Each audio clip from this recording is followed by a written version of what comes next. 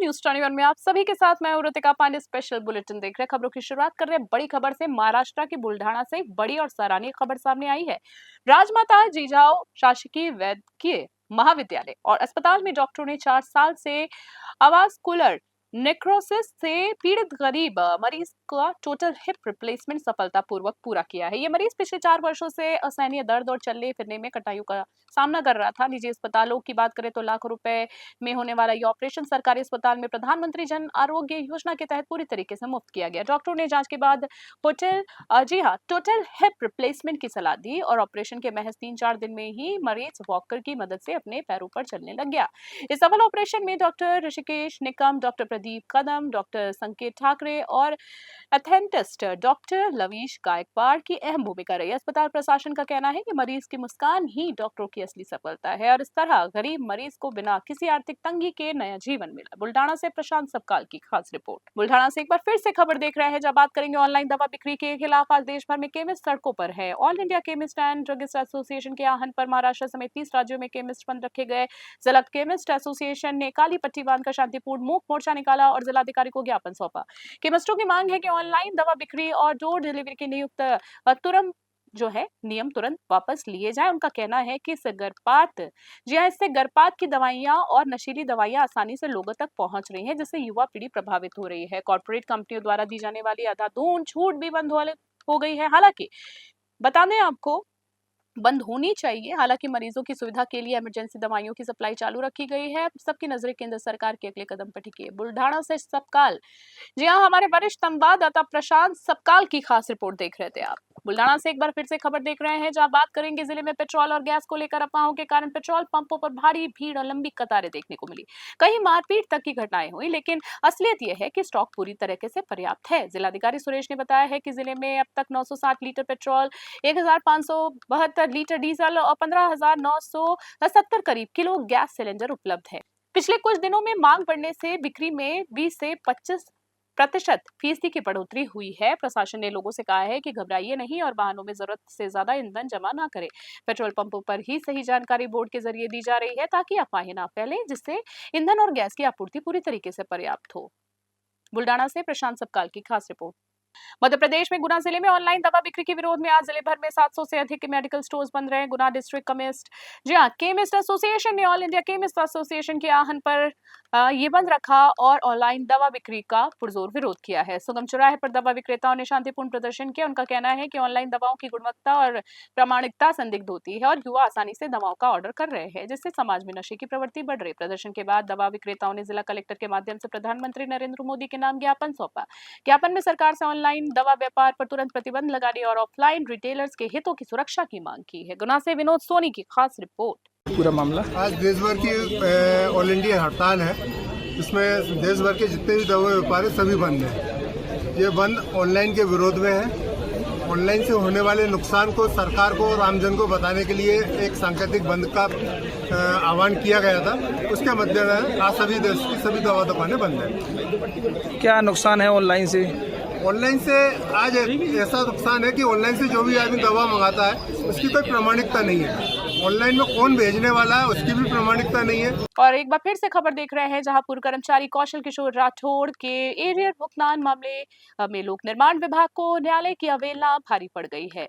प्रथम व्यवहार न्यायाधीश मधुलिका मूले के आदेश पर बुधवार को कोर्ट के अमले ने पीडब्ल्यूडी दफ्तर पहुंचकर कार्रवाई की है। विभाग द्वारा तय मोहलत बीते जाने के बावजूद 40 लाख रुपए का भुगतान न होने पर दफ्तर में रखी टेबल, कुर्सियां और एसी सहित सरकारी सामान कुर्क कर लिया गया है। कौशल किशोर राठौड़ ने साल 1995 में उचित वेतन न मिलने पर केस दायर किया था। वही 31 साल लंबी कानूनी लड़ाई के बाद सुप्रीम कोर्ट के आदेश पर 2013 तक का भुगतान हुआ, लेकिन 2014 से 2025 तक का बकाया अभी भी लंबित था।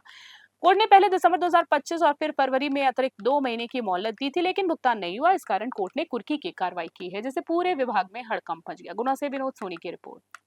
राशि तो कोर्ट ने 36 लाख की, तो 36 लाख कुछ की कुर्की की है और उसमें इन्होंने की है 25/1 मतलब जनवरी 25 तक। हमको मिलना है कब तक? 31 दिसंबर तक, 25 तक, तो 11 महीना तो वही बच रहे हैं। तो 11 महीना में मान लो कम से कम 4 लाख तो और बनेगा, यानी 40 लाख का है लगभग। तो लेकिन कुर्की की थी तो सामान यहाँ से चला गया था, तो आपकी राशि का क्या हुआ? कुछ नहीं हुआ। इन्होंने थोड़ा समय मांगा था। कालाहांडी से खबर देख रहे हैं। धर्मगढ़ ब्लॉक के परला में मुद्रा नदी में नहाने गए 3 दोस्तों में से महावीर 12 वर्षीय की मृत्यु हो गई है। दुखद खबर है, जबकि रीनू सुनानी गंभीर रूप से घायल हो गया है। जानकारी के अनुसार तीनों दोस्त नदी के किनारे कपड़े उतारने की तैयारी कर रहे थे। महावीर और रीनू नदी में तैर रहे थे, तभी सागर ने लोगों को बुलाया।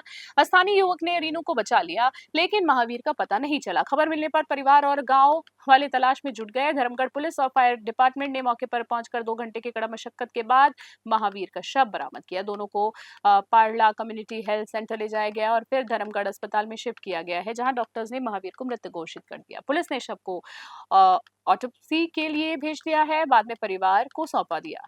मृतक राजा राम बाग का सबसे छोटा बेटा बताया जा रहा है। कालाहांडी से सुधीर गोपाल की रिपोर्ट। और एक बार फिर से बात करेंगे, पुलिस ने कालाहांडी जिले में सक्रिय एक बड़े बाइक चोर गिरोह का पर्दाफाश किया है।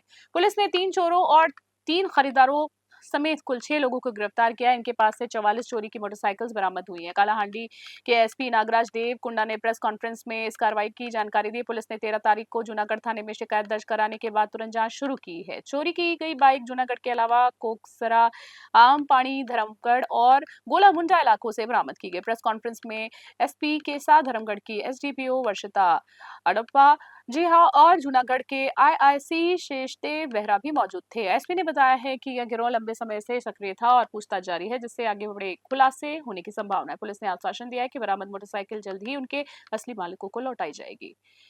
जूनागढ़ से लक्ष्मण बनवा की खास रिपोर्ट।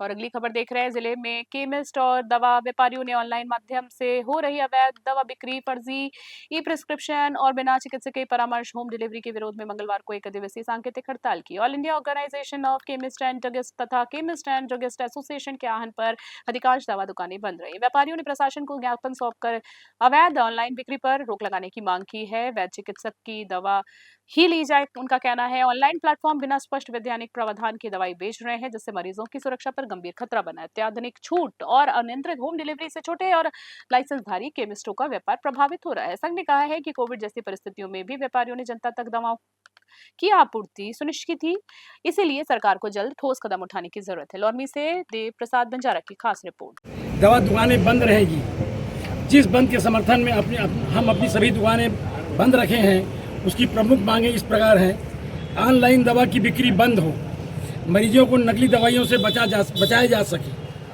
ऑनलाइन दवा पोर्टल से नशे की दवाइयां मंगाने से युवाओं में नशे का खतरा बढ़ रहा है। जीएसआर 817 और जीएसआर 220 जैसी अधिसूचनाओं का दुरुपयोग कर अवैध ऑनलाइन दवा बिक्री की जा रही है, जिसे हम जनहित में भारत सरकार से वापस लेने की मांग कर रहे हैं। भारत सरकार द्वारा 2 काले कानून मेडिकल व्यवसाय के लिए लगाए गए हैं, जीएसआर 817 और जीएसआर 220। ये 2018 और 2020 में कोविड कार्यकाल में लागू हुआ। इन दोनों काले कानूनों को शिथिल करने के लिए भारत, जो हमारा all India chemist and druggist association है, इस दोनों काले कानूनों को निरस्त करने के लिए इस प्रकार का जो बंद का आह्वान किया गया है, उसके समर्थन में आज हम सभी मुंगेली जिला के व्यवसायी चाहूँगा कि हमारे लोलमी विकास खंड के केमिस्टों के माध्यम से सारे ऑनलाइन दवा विक्रेताओं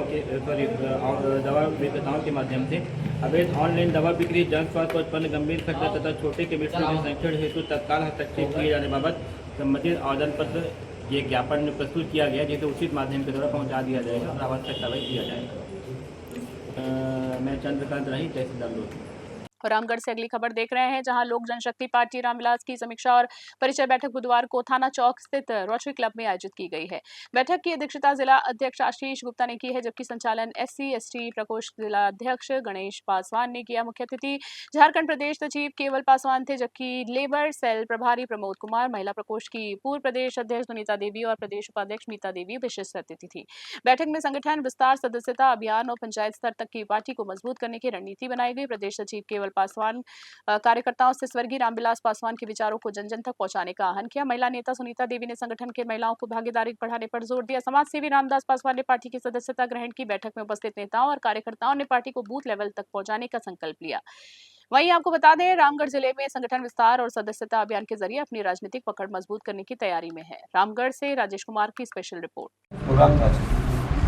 आज लोक जनशक्ति पार्टी रामविलास पासवान का जिला समीक्षा बैठक की गई, जिसमें कुछ विंग के, कुछ प्रकोष्ठ के नवनियुक्त पदाधिकारियों का परिचय हुआ और कुछ नए लोग पार्टी में शामिल भी हुए, जिनका हमने माला पहनाकर, पार्टी का पट्टा पहनाकर स्वागत किया।